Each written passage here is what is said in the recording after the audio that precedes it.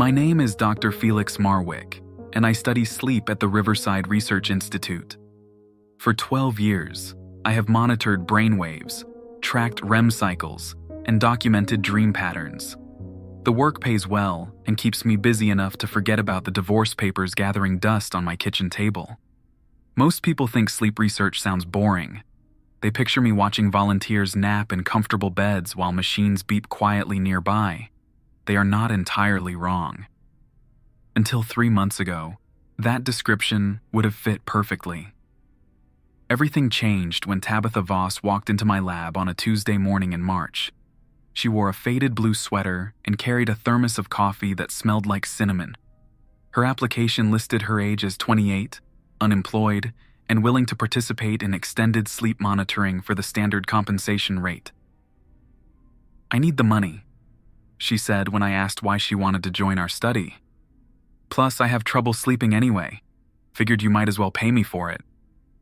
I explained the process: electrodes attached to her scalp and chest, video monitoring throughout the night, sleep in our facility for 7 consecutive nights while we recorded her brain activity. Standard protocol that I had followed hundreds of times before. Tabitha nodded along until I mentioned the cameras. "The cameras record everything?" "Everything visible, yes. We need to correlate physical movements with brainwave patterns. The footage helps us understand sleep behavior." She fidgeted with her thermos lid. "What if something happens that you do not expect?" "Like what?" "I do not know. Just unexpected things." I assured her that sleep studies rarely produced surprises. People tossed and turned. Some talked in their sleep. Occasionally someone fell out of bed. Nothing we had not documented extensively. She signed the consent forms without reading them. That first night, Tabitha settled into the monitoring room at 9 o'clock. The space looked like a hotel room with medical equipment attached. Comfortable bed, nightstand, small bathroom, and a dozen sensors positioned around the walls. I watched from the control room as she changed into the provided pajamas and allowed my assistant to attach the electrodes. "Try to sleep normally," I told her through the intercom. "Pretend the equipment is not there." She lay down and closed her eyes immediately. Within 15 minutes, her brainwaves showed the characteristic patterns of deep sleep. Faster than average, but not unusual for someone exhausted from chronic insomnia. At 2:17 a.m., something peculiar happened. Tabitha sat up in bed, eyes still closed, and began drawing on her palm with her finger. She traced the same pattern over and over again. Circles within circles, connected by lines that formed geometric shapes. Her finger moved with deliberate purpose, as if copying from a reference she could see clearly. I watched for 20 minutes. The pattern never varied. Always the same sequence of circles and lines, drawn on her palm with intense concentration. Then she lay back down and returned to normal sleep cycles. I made notes about the incident. Sleepwalking behavior often included repetitive actions. Drawing motions were not common, but hardly unprecedented. I planned to ask her about it in the morning. When Tabitha woke up, she seemed refreshed and alert, better than she had looked upon arrival. "How did you sleep?" I asked. "Well, I think I had vivid dreams." "Can you describe them?" She paused, staring at her palm. I was learning something, like studying for a test, but the subject was not anything I recognized. Numbers and shapes and instructions, maybe? Instructions for what? I cannot remember exactly. Something important, though. Something I needed to know. I showed her the video footage of her drawing motions. She watched with growing interest, occasionally glancing at her palm. "I do not remember doing that," she said. "But the pattern looks familiar." "Familiar how?" "Like something I have seen before, but I cannot place where." I scheduled her for the remaining 6 nights, curious to see if the behavior would repeat. In my experience, unusual sleep activities either disappeared quickly or escalated into more complex episodes. Either outcome would provide valuable data. The second night followed the same pattern. deep sleep, then the same drawing motions at 2:17 a.m. exactly. This time, I recorded the movements more carefully, noting the precise sequence and duration. 43 individual gestures, always in the same order, taking exactly 18 minutes to complete. On the third night, something changed. Tabitha woke up during the drawing episode. Her eyes opened while her finger continued tracing patterns on her palm. She looked directly at the camera in the corner of the room and smiled. Not a sleepy, confused expression. A knowing smile, as if she had been aware of my observation all along. She continued drawing while maintaining eye contact with the camera. When the pattern was complete, she mouthed a single word, "Ready." Then, she lay back down and resumed normal sleep. I reviewed the footage multiple times. The transition from unconscious drawing to conscious awareness appeared seamless. No signs of confusion or disorientation typical of people waking from deep sleep. She had simply opened her eyes and acknowledged my presence as if we were having a normal conversation. The next morning, Tabitha seemed different. More focused. She answered my questions precisely and showed no signs of fatigue despite spending most of the night in REM sleep. "Do you remember waking up last night?" I asked. "No, I slept straight through." "The monitors show you were awake around 2:30 a.m. She tilted her head slightly. "That seems wrong. I would remember being awake." I showed her the footage. She watched herself drawing, then the moment of eye contact with the camera. "That is interesting," she said. "I look very awake there. But you do not remember it." "No, Dr. Marwick, I do not remember it at all." Something in her tone suggested she was lying, but I could not determine why she would want to deceive me. Sleep study participants gained nothing by pretending ignorance about their own behavior. The fourth night brought more changes. At 2:17 a.m., Tabitha sat up and began drawing as before. But this time, she spoke while her finger traced the pattern. "There are rules," she said clearly. 5 rules that must be followed." Her voice sounded different, calmer and more authoritative than her usual speech. She continued drawing while speaking, never pausing or stumbling over words. The first rule, never interrupt the learning process. The second rule, never attempt to replicate the patterns. The third rule, never share the recordings with others. The fourth rule, never ask questions about the source. The fifth rule, never try to wake me during instruction. She repeated these rules 3 times, speaking in the same measured tone. Then she lay down and returned to normal sleep cycles. I transcribed her words exactly, noting the emphasis she placed on the word "never" in each rule. The content disturbed me more than I wanted to admit. She had somehow identified my research methods and established boundaries for my observation. More troubling was how her rules addressed activities I had not yet attempted. I had not tried to replicate her patterns or wake her during episodes. The fact that she anticipated these actions suggested a level of awareness that should not exist during sleep. When Tabitha woke the next morning, I decided to test her memory directly. "Do you recall speaking last night?" "No, I do not remember speaking." "You gave me a list of 5 rules." Her expression remained neutral. "What kind of rules?" I recited them from my notes. She listened without interruption, showing no signs of recognition. "Those sound like reasonable guidelines," she said when I finished. "Did you plan to follow them?" The question caught me off guard. If she truly did not remember speaking the rules, why would she ask about my compliance?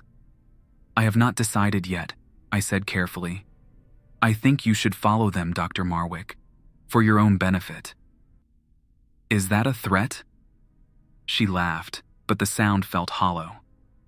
"Why would I threaten you? I am just a volunteer in your study." That afternoon, I reviewed all the footage from the previous nights. I noticed details I had missed during real-time observation. Subtle changes in Tabitha's facial expression during the drawing episodes. Moments where she appeared to be listening to something I could not hear. Brief pauses where her finger hovered over her palm, as if waiting for instruction. Most unsettling was how her vital signs remained completely stable throughout these episodes. Heart rate, breathing, brainwave patterns, all consistent with deep sleep, even while she spoke clearly and maintained eye contact with the camera. I began to suspect that Tabitha was not entirely human. The thought seemed ridiculous as soon as it formed in my mind. I had conducted hundreds of sleep studies. I understood the difference between unusual sleep behavior and genuine anomalies. Tabitha's case was strange, but not outside the realm of documented sleep phenomena. Still, the rules bothered me, particularly the prohibition against sharing recordings with others. Standard protocol required me to submit all data to my research supervisor within 48 hours of collection. By following Tabitha's rules, I would be violating institutional policy. I decided to test the boundaries. On the 5th night, I prepared to wake Tabitha during her drawing episode. I wanted to see how she would react if I violated the 5th rule. The intercom system allowed me to speak directly into the monitoring room. I could call her name or play a loud sound to disrupt her sleep cycle. At 2:17 a.m., she sat up and began drawing. I reached for the intercom button. My hand stopped halfway to the control panel. Not because I changed my mind, but because my muscles simply refused to complete the motion. I tried again, concentrating on moving my arm, but nothing happened. My hand remained frozen in place, while Tabitha continued her pattern. After 18 minutes, she lay back down. My arm immediately returned to normal function. I tested my movements carefully. No paralysis or numbness. Complete control over all motor functions. Whatever had prevented me from reaching the intercom button was gone. The experience left me shaken. I had never lost control of my body like that. Medical training suggested several possible explanations: stress, fatigue, minor neurological episode, but none felt adequate. More disturbing was the timing. The paralysis began exactly when I intended to violate Tabitha's 5th rule and ended when her drawing episode concluded. The correlation seemed too precise to be coincidental. I spent the rest of the night reviewing my notes, looking for patterns I might have missed. Tabitha's behavior had evolved steadily over 5 nights. First, unconscious drawing, then conscious awareness, then spoken rules, then apparent control over my actions. The progression suggested purpose rather than random sleep phenomena. On the 6th morning, Tabitha appeared more alert than ever. She answered my questions with unusual precision and seemed to anticipate my concerns before I voiced them. "You look tired, Dr. Marwick," she said. "Have you been sleeping well?" I stayed up late reviewing data. "You should rest more. This work can be exhausting." I found her concern oddly patronizing. She was the research subject, not my supervisor. "About last night," I began. "What about it?" "I experienced something unusual while monitoring your session." She waited for me to continue, showing no curiosity about what I might have experienced. I tried to activate the intercom system, but found myself unable to do so. "Perhaps you were more tired than you realized." My arm would not move, like something was preventing me from reaching the controls. Tabitha considered this information without surprise. "Stress can cause many physical symptoms. You should take better care of yourself." Her dismissive response frustrated me. I was describing a significant medical event, and she acted as if I had mentioned a minor headache. "Do you think your activities might somehow affect people in the observation room?" "I do not know what you mean by activities." "The drawing, the speaking, the rules you established." "Dr. Marwick, I sleep normally in your facility. If you are experiencing problems, perhaps you should consult a physician." She was lying. Her tone and body language made that clear. But I could not understand her motivation for deception. Nothing in our arrangement benefited from her pretending ignorance. I decided to confront her directly. "Tabitha, I believe you are fully aware of your nighttime behavior. I think you remember everything you do and say during those episodes." I also think you somehow prevented me from interrupting your activities last night." She studied my face for a long moment. When she spoke, her voice carried the same authoritative tone I had heard during her rule recitation. "Dr. Marwick, you have one more night of observation remaining. I suggest you follow the rules I provided, for your own safety." "What happens if I do not?" She smiled, but her eyes remained cold. "I suppose you will find out." That afternoon, I considered terminating the study early. Tabitha's behavior had moved beyond unusual sleep phenomena into something I could not categorize or explain. My institutional obligations required me to report anomalous findings, but her rules explicitly forbade sharing the recordings. I was trapped between professional duty and an inexplicable compulsion to comply with her demands. The smart choice would be to end the study immediately and submit all data to my supervisor. Let someone with more experience determine how to proceed. Remove myself from a situation I no longer understood or controlled. But my curiosity outweighed my caution. 7 years of routine sleep studies had not prepared me for anything like Tabitha's case. Whatever was happening in my monitoring room represented a discovery that could transform sleep research forever. I decided to complete the final night of observation. The 7th night began normally. Tabitha settled into bed at 9 o'clock and fell asleep within minutes. I monitored her vital signs and brainwave patterns, noting no changes from previous nights. At 2:17 a.m., she sat up and began drawing, but this time she spoke to me directly. "Dr. Marwick, tonight you will learn why the rules exist. Pay attention carefully, because I will not repeat these explanations." She continued drawing while speaking, never looking at the camera but clearly addressing me. "You study sleep because you believe it is the brain's rest period. You are wrong. Sleep is when we receive instruction from those who came before us. Every night we learn. Every morning we forget. This forgetting protects your species from knowledge you are not ready to possess." My pen moved across my notepad automatically, recording her words despite my growing unease. Some individuals, like myself, retain these instructions. We serve as bridges between your world and the source of knowledge. We appear human, but carry responsibilities you cannot comprehend. She paused her drawing and looked directly at the camera. "The 5 rules exist to protect you from seeing too much, learning too much, or sharing too much. Violation of these rules results in permanent changes to your understanding, changes that your mind cannot survive intact." I wanted to stop taking notes, but my hand continued writing without conscious direction. "Tomorrow, you will submit a standard report stating that I exhibited normal sleep patterns with minor movement during REM cycles. You will delete all footage showing unusual behavior. You will never speak of these events to any living person." She lay back down, and my hand finally stopped moving.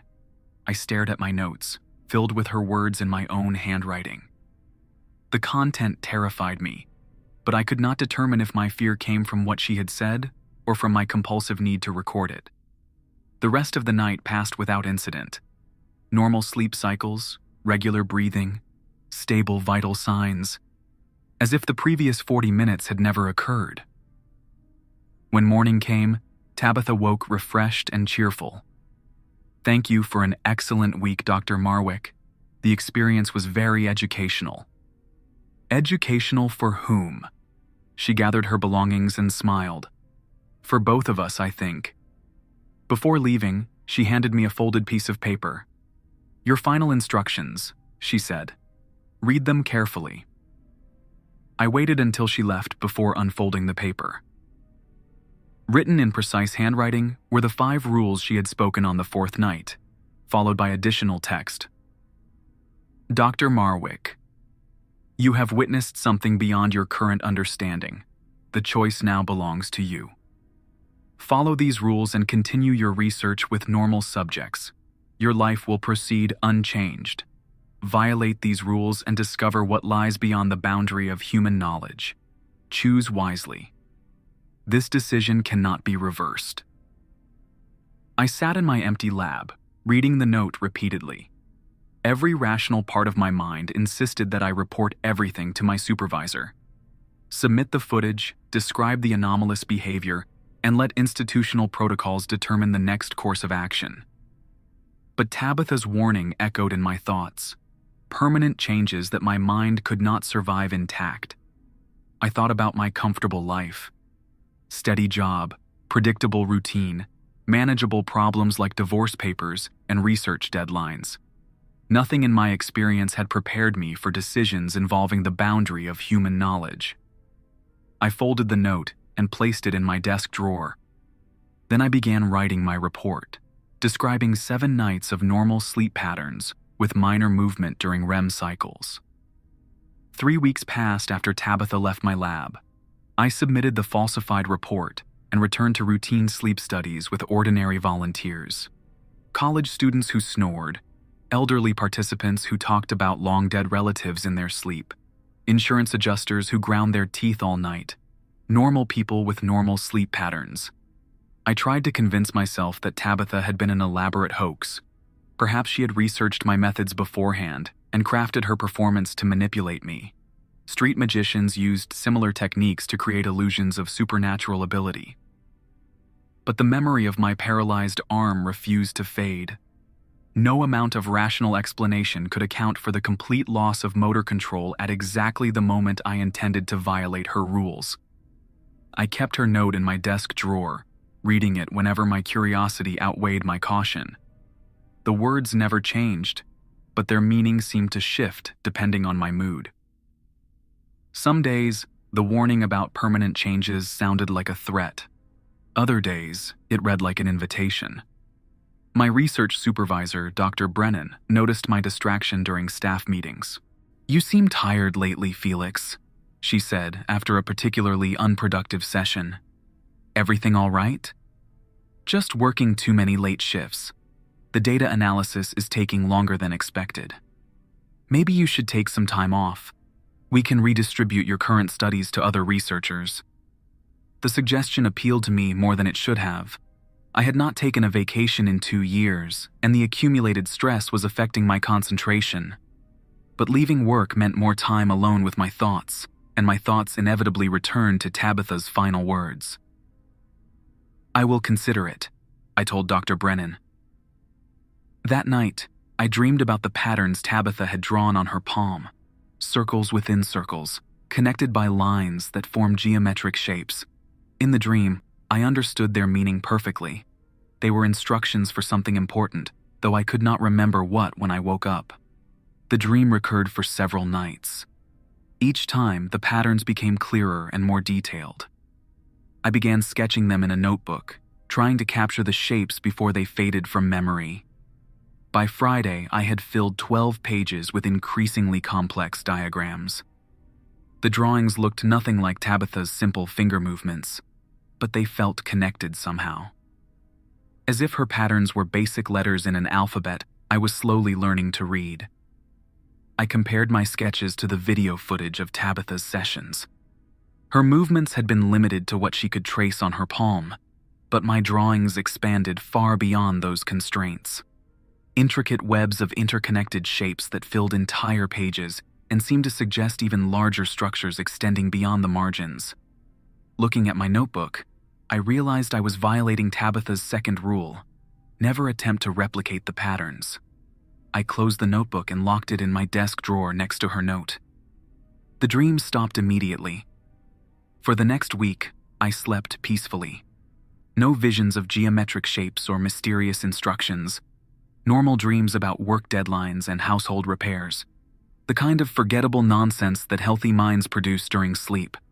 I congratulated myself for making the right choice. Whatever Tabitha had been offering, I was better off without it.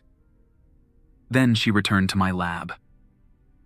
On a Thursday afternoon in May, my assistant knocked on my office door. "Dr. Marwick? There is someone here to see you. She says you know her." Tabitha stood in the hallway, wearing the same faded blue sweater and carrying the same thermos. She smiled when she saw me, as if we were old friends meeting for lunch. "Hello, Felix. I hope you do not mind the informal visit." My mouth felt dry. "What are you doing here?" "I wanted to check on your progress, see how you are adapting to your new knowledge." "I have not gained any new knowledge. I followed your rules exactly." She tilted her head slightly. "Did you? All 5 rules?" I reviewed my actions since her departure. I had not interrupted any learning processes because there had been none to interrupt. I had attempted to replicate her patterns, but stopped when I recognized the violation. I had not shared the recordings with anyone. I had not asked questions about the source. I had not tried to wake her during instruction because she had not returned for additional sessions.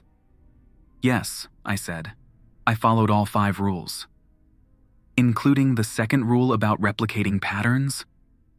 My stomach clenched. I stopped when I realized what I was doing. "But you did attempt replication. You filled 12 pages with diagrams before you stopped." How could she know about my notebook?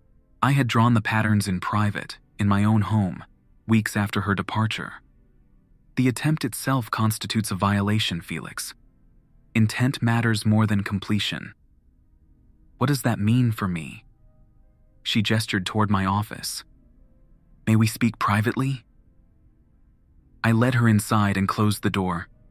She sat in the chair across from my desk, setting her thermos on the surface between us. "You have begun the transition," she said calmly. "The process cannot be reversed." "What transition?"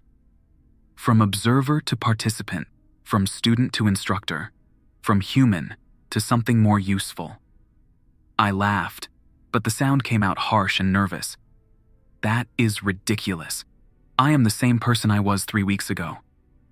"Are you? Have you experienced any unusual dreams lately?" I did not answer, but my expression must have revealed the truth. "The patterns you drew represent the first stage of instruction. Your mind interpreted the basic shapes and expanded them into more complex forms. This demonstrates receptivity to the learning process." "Learning what, exactly?" "Information that will help your species prepare for what comes next." "Which is?" She smiled, but offered no further explanation. "Tabitha, I need you to speak plainly. What is happening to me?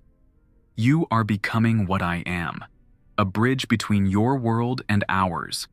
The transition takes approximately 6 months to complete. What if I do not want to become a bridge? The choice was made when you attempted to replicate the patterns. Your curiosity exceeded your caution, and curiosity cannot be undone." I thought about my notebook, locked safely in my desk drawer, the pages of diagrams that had felt so important while I was drawing them. What happens during this transition? Your sleep will become instructional, rather than restorative. You will receive information that must be passed to others through methods you have not yet learned. Your human relationships will become difficult to maintain. Why would I want that? Because the alternative is worse. What alternative?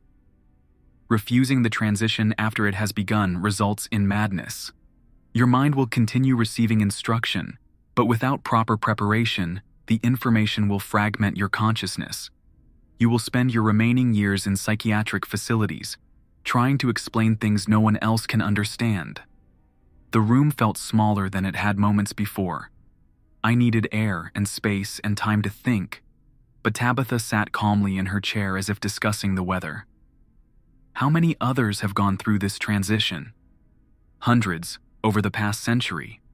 We maintain a network of bridges in research facilities, universities, and government agencies, wherever information needs to be gathered or distributed. And if I refuse? You cannot refuse. The process has already begun. I opened my desk drawer and retrieved my notebook. The pages of diagrams looked more complex than I remembered. Some of the shapes seemed to move slightly when I was not looking directly at them. "These patterns," I said. "What do they actually mean?" "Navigation charts, communication protocols, technical specifications for equipment you will help design." Equipment for what purpose? Preparing your world for integration with ours.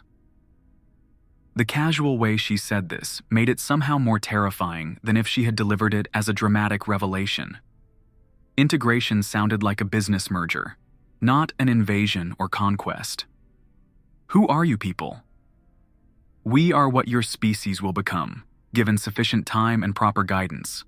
The process is natural but slow. We accelerate it through selective intervention. How long have you been doing this? Since your ancestors developed written language. Every major advancement in human knowledge has been carefully guided. Science, technology, medicine, agriculture. Nothing happens by accident. I thought about my 12 years of sleep research, all the studies I had conducted, all the data I had collected. How much of it had been genuinely independent research, and how much had been subtle manipulation toward predetermined goals. Are you here to give me more instructions? No, Felix. You have learned enough for now. The next phase will begin when you are ready. How will I know when I am ready? You will know. She stood and picked up her thermos. In the meantime, continue your normal work. Conduct your studies. Maintain your relationships as best you can. Try to live normally while the changes occur. What about my supervisor? My colleagues? They will notice if my behavior becomes strange. They will notice, but they will rationalize the changes. Stress, overwork, personal problems. People prefer mundane explanations to uncomfortable truths. She walked toward the door, then paused. Felix, there is something else you should know. The 5 rules I gave you apply to everyone who encounters our kind, but they serve a secondary purpose, which is, they identify individuals suitable for transition. People who follow the rules completely remain unaffected. People who violate them demonstrate the curiosity and adaptability we require. So you wanted me to break the rules? I wanted you to make a choice. The nature of that choice revealed your potential. She left without saying goodbye. I sat alone in my office, staring at my notebook. The diagrams no longer looked like random sketches. They resembled blueprints for devices I could not identify. Machines with purposes I was beginning to understand, despite never having encountered them before. That night, the instructional dreams returned with greater intensity. Instead of simple patterns, I saw detailed schematics for complex systems, power sources that drew energy from human brain activity during sleep, communication networks that transmitted information through dream states, monitoring equipment that could track the thoughts and emotions of entire populations. I woke with perfect recall of everything I had seen. Over the following weeks, my daily routine remained unchanged, but my understanding of the world shifted dramatically. I began noticing details that had previously escaped my attention. The subtle ways my colleagues avoided certain topics, the carefully worded reports that omitted crucial information, the research projects that were quietly discontinued without explanation. How many people in my field were bridges like Tabitha? How many universities and laboratories served as fronts for this larger agenda? I started paying closer attention to my fellow researchers. Dr. Brennan, who had worked in sleep studies for 30 years without ever publishing groundbreaking discoveries. Dr. Hayes, who specialized in dream analysis but refused to discuss his most interesting cases. Dr. Patel, who had access to government funding for classified projects she never described in detail. Any of them could be part of the network Tabitha had mentioned. The instructional dreams continued nightly. I learned about technologies that were decades ahead of current human development, methods for manipulating memory and perception, techniques for influencing decision-making through subliminal suggestion during sleep. Most disturbing were the lessons about population management, systems for identifying individuals with useful traits and guiding them toward appropriate roles, methods for suppressing curiosity in people who asked inconvenient questions, procedures for eliminating those who posed genuine threats to the integration process. I realized that my work in sleep research had unknowingly contributed to these efforts. Every study I conducted provided data that could be used to refine control mechanisms. Every volunteer who participated in my experiments had been evaluated for potential recruitment or neutralization. 3 months after Tabitha's return visit, I received a package with no return address. Inside was a small device that looked like a modified sleep monitor. Included was a note, written in handwriting I did not recognize. Felix, Phase 2 begins now. Install this device in your primary monitoring room. It will activate automatically when appropriate subjects are identified. Do not attempt to analyze or modify the equipment. Further instructions will follow. Welcome to the network. I held the device carefully, noting its weight and texture. The surface felt warm, as if powered by an internal energy source. No visible controls or indicators, just a smooth dark rectangle about the size of a smartphone. My rational mind insisted that I should report the package to security immediately. Unknown devices delivered anonymously to research facilities represented serious security risks. Standard protocol required immediate notification of supervisors and law enforcement. But I knew I would not report it. Instead, I waited until evening and installed the device in monitoring room 3. It attached magnetically to the wall behind the bed, almost invisible among the existing sensors and cameras. The next morning, I found a new volunteer application on my desk.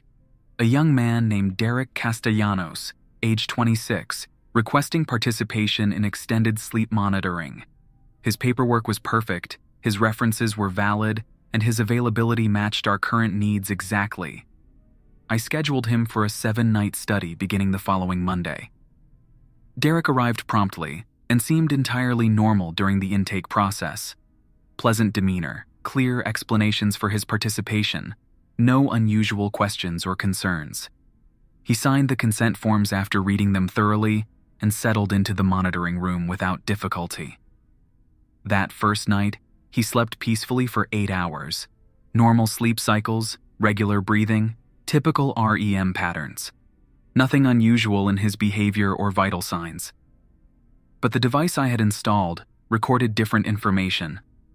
According to its display, Derek experienced 47 minutes of instructional contact, during which his brain activity matched patterns I had seen in my own dreams. Complex data streams that downloaded directly into his subconscious mind while he appeared to sleep normally. By morning, the device had compiled a detailed report on Derek's receptivity to various types of information, psychological profiles, aptitude assessments, and recommendations for his future role in the network. Derek himself showed no awareness of what had occurred. He woke refreshed and cheerful, reported normal dreams about childhood memories and work concerns, and expressed satisfaction with the sleep quality. I realized that I was now actively participating in the recruitment process Tabitha had described, identifying potential bridges and facilitating their initial instruction. My sleep lab had become a processing center for human resources needed by the network. Over the following weeks, I processed 6 more volunteers. Each one received customized instruction based on their psychological profiles and potential utility. Some were flagged for advanced technical training. Others were marked for infiltration of specific organizations. A few were designated for elimination due to incompatible personalities or excessive curiosity. I felt no guilt about these activities. The emotions that should have accompanied such realizations seemed distant and unimportant. My human concerns were being gradually replaced by more practical considerations related to network efficiency and integration timelines. By the 6th month after my initial contact with Tabitha, the transition was complete. I continued working at the Riverside Research Institute, but my true purpose involved identifying and preparing individuals who could serve the network's expanding requirements. My research provided cover for recruitment activities, and my position gave me access to hundreds of potential candidates each year. The divorce papers on my kitchen table had been processed months ago. My wife had remarried and moved to another state. I felt no sadness about the end of our relationship, only mild satisfaction that personal complications would no longer interfere with my work. Most of my human friendships had naturally dissolved as my interests shifted toward more important matters. The few colleagues who still interacted with me attributed my changes to stress and overwork. They were not entirely wrong. I am no longer the same person who first encountered Tabitha Voss in my laboratory. That individual's curiosity and fear have been replaced by purpose and understanding. His questions have been answered, his doubts resolved. The integration process continues according to schedule. Each year, more bridges are recruited and trained. Each decade, human society moves closer to the configuration required for full integration with our network. Most people remain unaware of these changes. They continue their normal lives, pursuing careers and relationships and personal goals, while the fundamental structure of their civilization transforms around them. Some individuals, like my former self, become curious about unusual phenomena they encounter. They ask questions, conduct investigations, and eventually face the same choice I faced. Those who follow the rules continue their normal lives unchanged. Those who violate them discover what lies beyond the boundary of human knowledge. The choice belongs to them, as it belonged to me, and the network grows stronger with each decision.